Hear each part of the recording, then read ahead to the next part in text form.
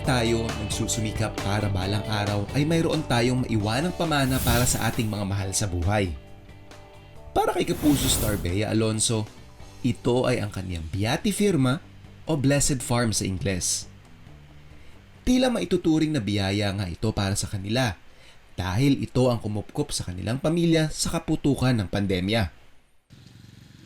Ang farm na ito sa Zambales ay kanlungan din ng iba't ibang fruit-bearing trees, isda, 1-0. at livestock.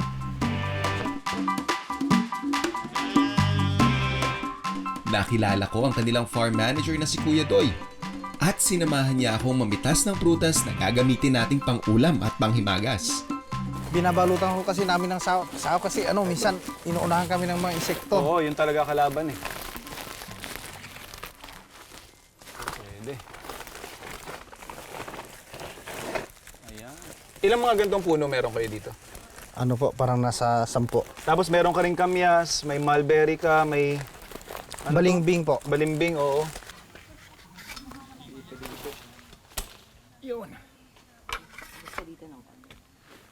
Okay. Sakto na to siguro sa atin mamaya. No? Oo. Ano pa bang dyan, chef? Ano pang pwedeng ibang luto? Kasi lagi na lang gata eh. Oo, yun lang pagkakaalam ko dyan. Try kaya natin iba. Pwede ba isigang? Subukan natin. Parang ganon. Binibigyan mo ako ng idea, sigang. May baboy kayo dyan. Meron kasi ako natikman dati na yung KBL, Opo. kadyos, baboy, tsaka langka. Parang sigang yun eh. Pero hindi siya sobrang asim. Pero sige, pagbibigyan kita.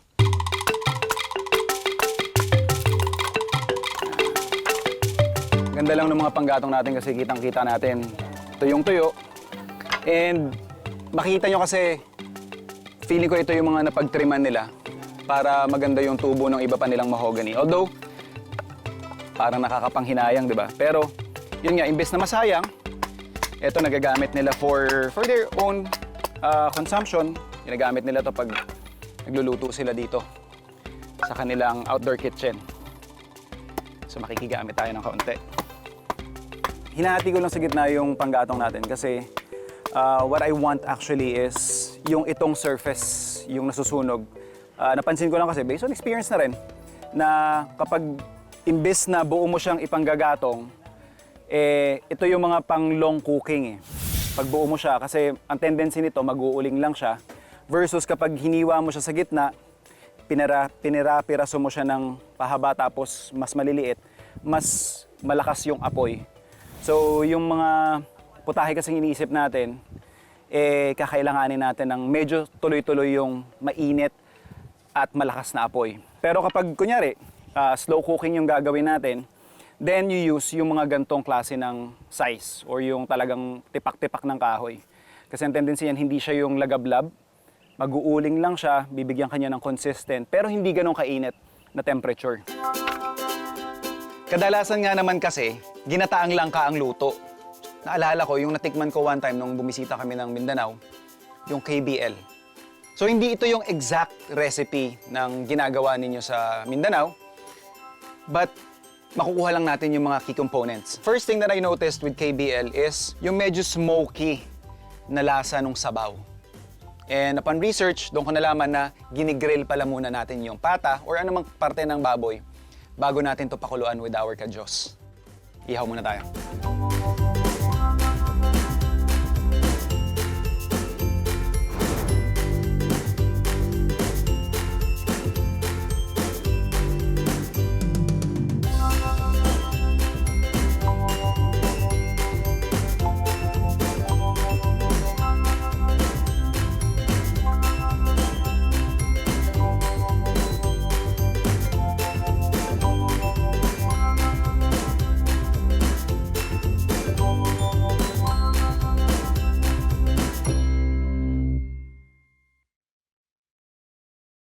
So for this, hindi natin siya actually niluluto sa uling. As in, china-char lang natin siya.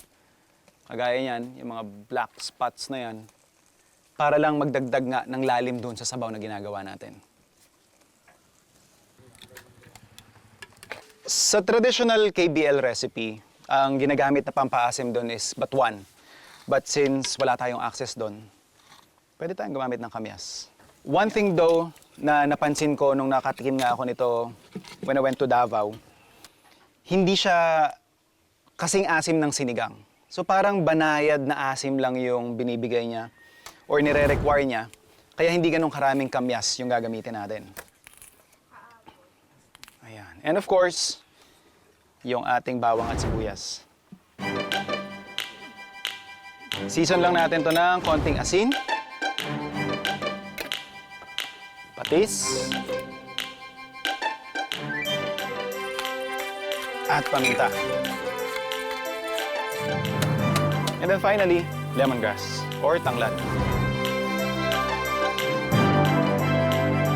Siyempre, sasabawan natin to.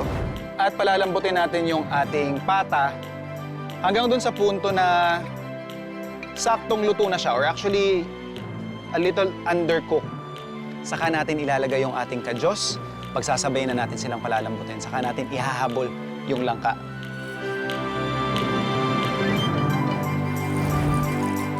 At habang nagbabalat tayo ng ating langka, ibababad lang natin mabilis yung ating kadyos. So we always say, pag magbabalat kayo ng langka, it's best na gagamit kayo ng plastic gloves or mantika.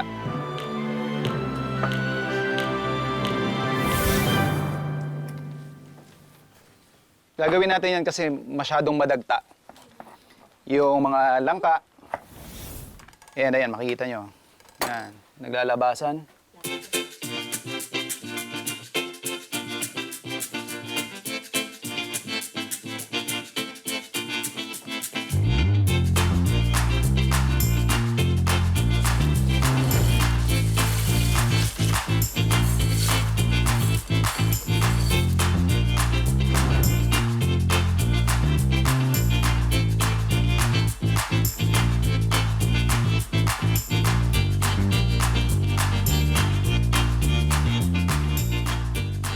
Gagamit din tayo ng langka sa paggawa ng isang kakaibang dessert plate na ihahain natin mamaya.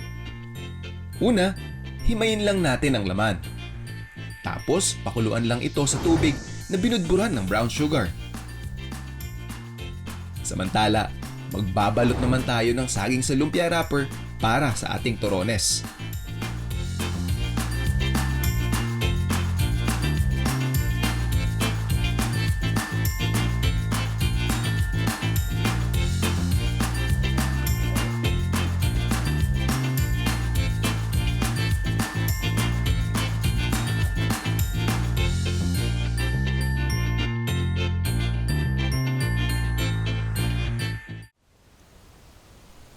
Sa pagdating ni Miss Bea, hitanda ko na rin ang ingredients na gagamitin niya para sa putahing iluluto naman niya para sa atin.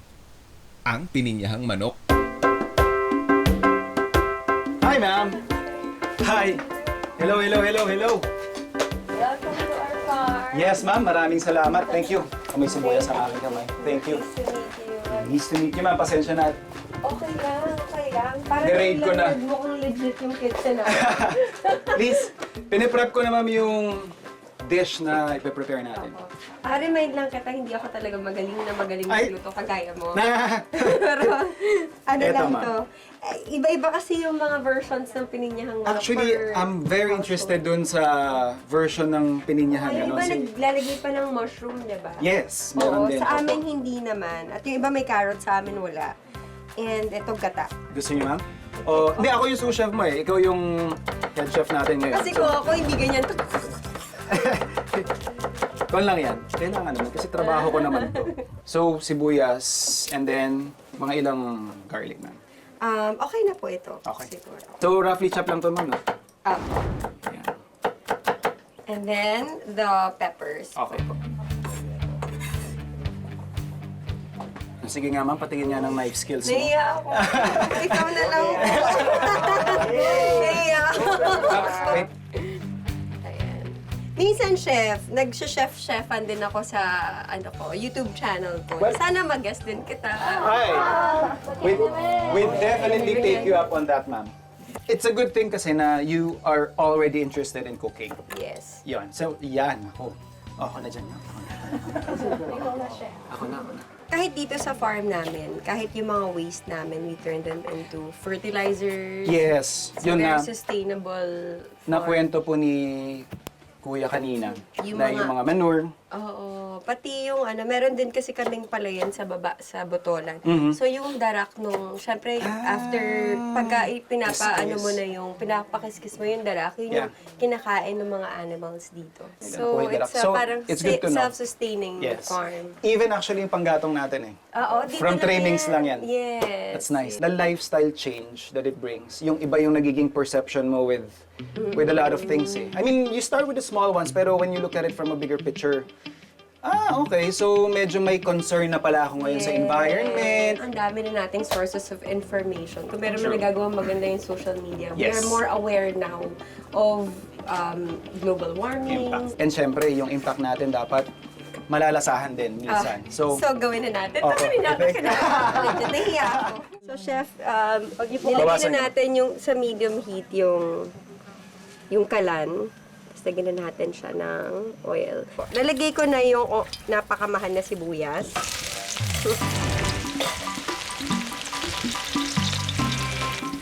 Garlic. Garlic tayo. Okay. O at least, see, fundamentals lang. Hindi, Yes. ako kasi onions din yung inuuna kong pinanggigisa. Oo, kasi pag yung onion, tumatamis, yung garlic pumapait. Pumapait. Nice. Chili and onion. Okay. Charot. Ayos yun ah. Dapat pag may pressure, dapat nagiging sweet, hindi nagiging bitter. So talagang sa probinsya ka talaga. Probinsyano ka talaga. Yes. Pinanganak sa Benguet, lumaki sa Mindoro, Oriental Mindoro, and then Batangas. And then, we moved to La Union. Ayan, sorry. Kami naman, Manileño talaga yung nanay ko. Okay. So wala kami probinsya. That's the reason why 11 years ago, invest ako sa property nito. Kasi sabi ko, gusto ko magkaroon din ng probinsya. Sa Manila, minsan, di ba, parang kahit wala kaya yatang anxiety, magkaka-anxiety ka. Dahil dun sa Tsaka environment. napansin ko, alam mo dito, nakakatulog ako ng maaga, tapos maaga din ako nagigising. Yeah. So feeling ko it's healthier for the body, for Of the course, mind, of course, even of for course. your soul, it's Naman, healthier. oo. Sila mga Andy, maganda kasi my mom is she can no longer walk, so siya, PWD siya. Aha. Pag nandito siya, parang she feels she's needed. Tapos titignan niya ano pa yung mga dapat ma-develop dito. Yun yung napansin din namin. Akala namin may nag-design, may... Oo, si Mama lahat yan. Lalagyan na natin at this point ng pineapple juice from the can of pineapple chunks na mamaya Okay. gagamitin natin. Alright. Kukuluan natin siya. So at this point, lalagyan na natin yung pineapple chunks. You can also now put the bell peppers. Okay.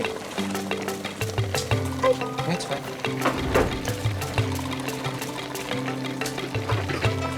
Lalagyan na natin yung gata. Okay. Mahilig ako sa gata, syempre. Kasabay ng pininihang manok ni Miss Bea, piniprito ko naman ang turon na ngayon ay dadagdagan ko ng pampatamis. So habang pinalalambot natin yung chicken mo, Honey. yes. Alam mo, yung honey rin, naisip din namin mag-bee farm dito, pero parang mahirap. Kasi, parang lang siya, parang tingin ko kailangan ng mas malaking land. Ay, hindi ma'am. Kagagaling lang namin sa isang farm na less than 1 hectare. 3,500 square meters lang yung... Talaga? Bee farm siya. Safe kung yung lukot ang gamitin niyo, yung stingless. Yung mga sobrang maliliit lang yun. Yung honey na napoproduce niya, more on the sour side. Pero pure honey pa rin naman siya. So I think malaki yung maitutulong niya dun sa naturally grown mangoes ninyo kasi may natural pollinators Yeah. kayo.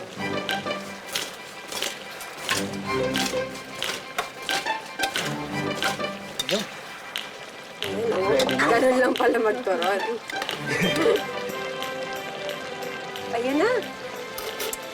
Spot on. Ano naman siya lalagyan Spot ko? on. Parang fairness. Yeah. Na-happy ako. Karoon siya ng konting patis. Patis. Ito. Yeah. Pero saktong-sakto yung tamis niya and yes, I agree. Oo, tsaka Konti may lang ng konting kick. asim. Konting kick lang ng chilies. Oo, lagyan ko na. See? Yes, spot on. May dalawa na tayong putahe para sa ating Biati Firma Feast. Dagdagan pa natin yan ng isa pa. Tamang-tama, may fish pan din sila rito. Manghuhuli kami ni Kuya Doy ngayon ng hito. Pero ang pakain namin, Hipon. sugpo. Hipon. Kaya, oh, di ba? Sosyal.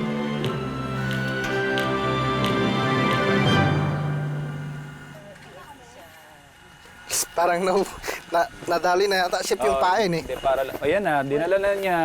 Okay. Parang malaki ah, lumalaban. Ayun siya, kikita ko siya.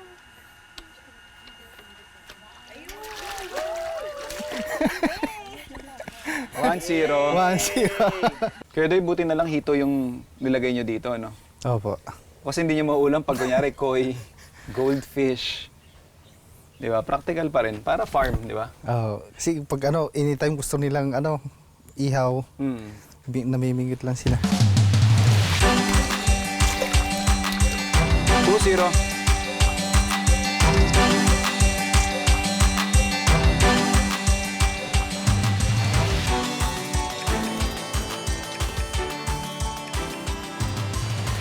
Parang talo ako ah. Sa akin yung idea, sa akin yung finance. Espesyal ang kainan natin ngayong araw dito sa Biati Firma kasi makakasalo rin natin si Ma'am Mary Ann, ang ina ni Bea. Una sabi niya, farm. Bibihira lang daw siyang magpakita sa camera kaya naman susulitin natin ang kanyang farm-to-table cameo. Hahainan natin siya ng putahe na sinahugan ng paborito niyang buro. Well, nandito tayo. Gamit natin yung mga kadalasan ginagamit sa pinakbet. Pero kasi ang kakaiba dito, yung pampalasan ginagamit ko. Pinaghalo ko yung buro at bagong na isda. Excited na akong patikim yan. I-prep lang natin yung ating gulay. So, meron tayo dito mga fresh from the farm na gulay. Nahin natin yung sitaw.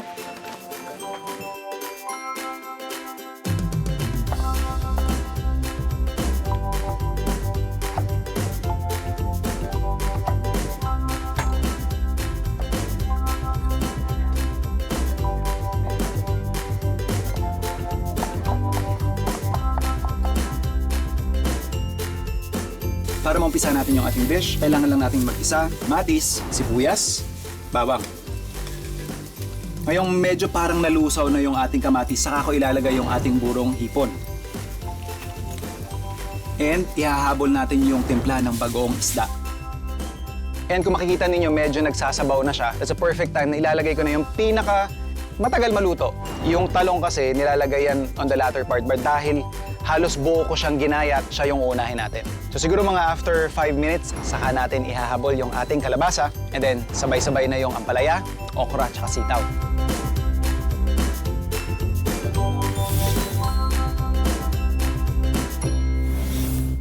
Mabigat yun sa dulo eh.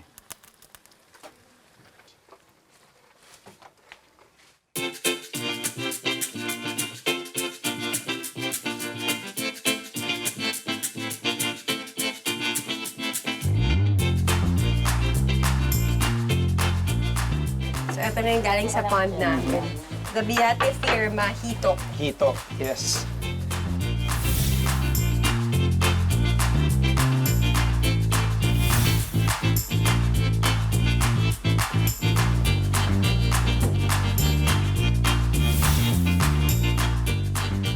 Ano yan siya, tata? Pata po. Wow. Wala ka namang restrictions. First time Mama. namin kakain yan. Opo. Tsaka request kasi ni Kuya Doy kanina. Si Mama, artista first time. Wow! Mama, natural lang tayo dito. Bakit natural ko yun eh? Excited ako matikman. Kakaiba siya. First time ko siya na tikman. Ito gusto ko itikman. Ito yung buro. Buro. Yes. Para lang siyang pinakbit. Sarap. Medyo maasim, no, chef? Yung sa fermentation po kasi nung buro.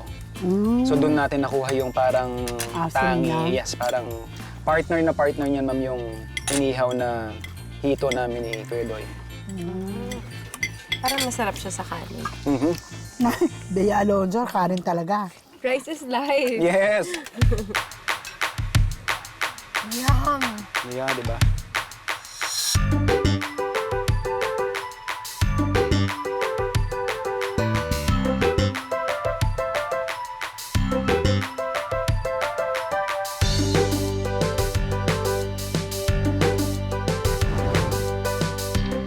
Look at that.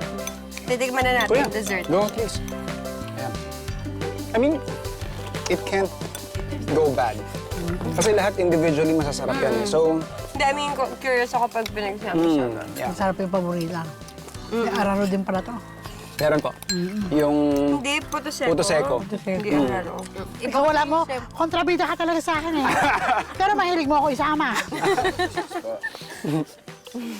So may fresh component tayo, may minatamis. Diba? Ba't ngayon ang turon, palit na ng palit? Noong time ko pala ka naman. Torones.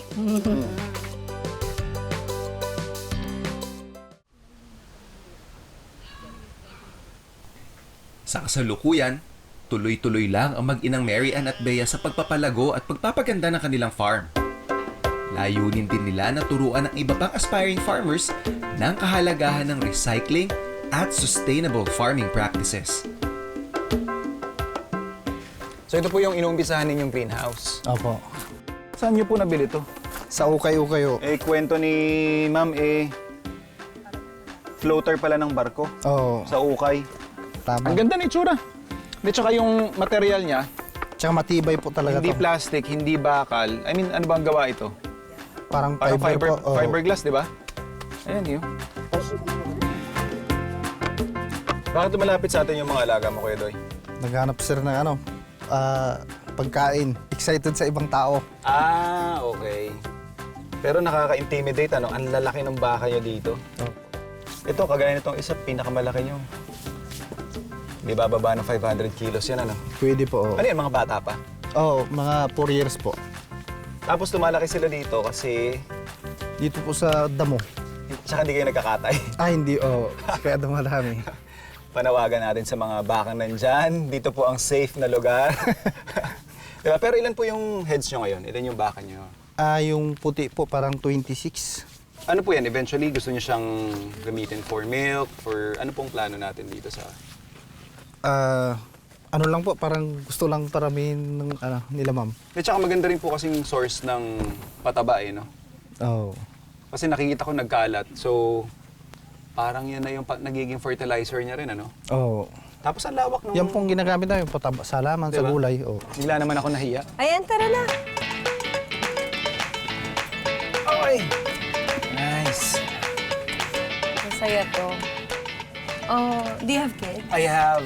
May bunso ako na 5 years old. Oh, sarap naman.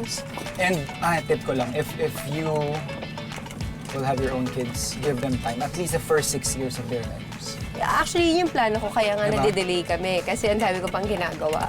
Kasi plano ko talaga na to really focus on my Oo. kids if I have kids. Ang bala ko, ako, residente nga ako ng Spain. So gusto ko, mag-export kami dun ng Filipino products. Yes. That's the long-term goal. And there's So, kapag nandun na ako sa stage ng buhay ko, if I'm going to be a mom already, parang at least yun yung kabibisihan mo. Yung para mas hawak mo yung time mo rather than pag-artista ka na hindi. Parang feeling ko rin yung vlog para siyang... Gusto ko kasi maging host eventually. So parang practice. Yeah. Feeling ko doon ako nakikilala ng tao. So yung brands ko pumapasok dahil pag may bago akong interest, doon ko napapakita. Yeah. Yung brother ko, nagpa-civil wedding sila ng sister-in-law ko before the pandemic. Okay. So ang plano talaga namin, ikasal sila sa Baguio until inabutan na sila ng pandemic, so Yep. hindi natuloy. So nagkaroon na sila ng 2 kids later. Tumira sila dito for a time during the pandemic, but now they're back in Manila. Sabi nila, nag-decide sila kung ikakasal sila ulit ng formal wedding. Dito na sila ikakasal. So marami pang i-develop si Mama dito around the area para paghandaan yung kasal ng kapatid ko tsaka sister niya. So quaint. Diba? Ang cute. It's cute. That's the one that caught my attention kanina nung papasok kami. Tuwing Pasko, dito kami nag-Noche Buena, nagpapaano kami, mimisa muna kami. Tapos habang nagmimisa, syempre mahilig pa rin kami kumain, di ba? Merong puto bongbong, tsaka bibingka dyan, tsaka balot. So habang naghihintay kami magbisa at pagkatapos ng misa, nagpapatugtog kami ng malakas na mga Catholic songs sa Pampasko. Tapos dito kami lahat nagsasama-sama. Kung hindi ako nasanay dun sa mga traditions namin, yung family traditions namin doon, parang feeling ko hindi rin ako ganito ka-anchored sa family. I guess that's I mean, sa showbiz kasi, like, ang dali-daling masway ng values mo.